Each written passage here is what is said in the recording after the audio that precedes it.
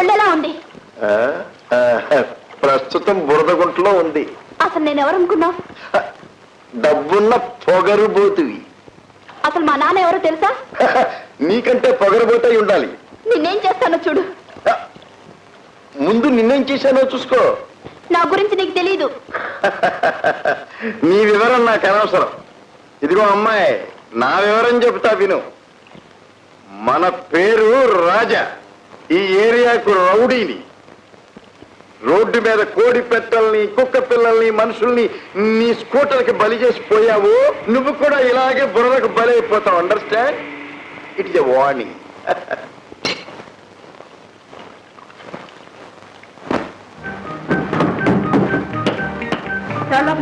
ఎవరమ్మా పెద్దలు ఎవరున్నారా? పెద్దలంటే అదే ఐజీ గారు, కమిషనర్ గారు, సూపరింటెండెంట్ గారు.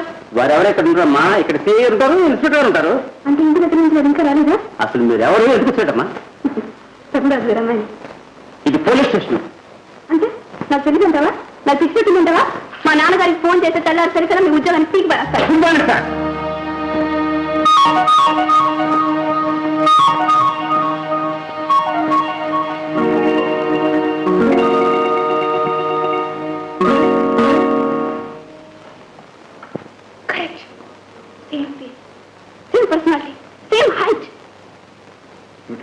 సార్ మీకు తమ్ముడు కానీ అన్నగాని ఎవరైనా ఉన్నారా?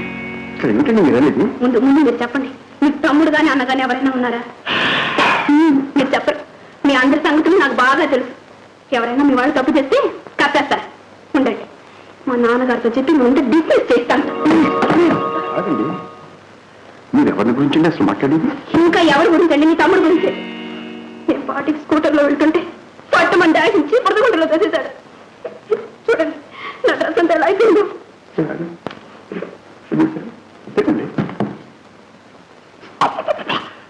కంపుగా ఉందండి.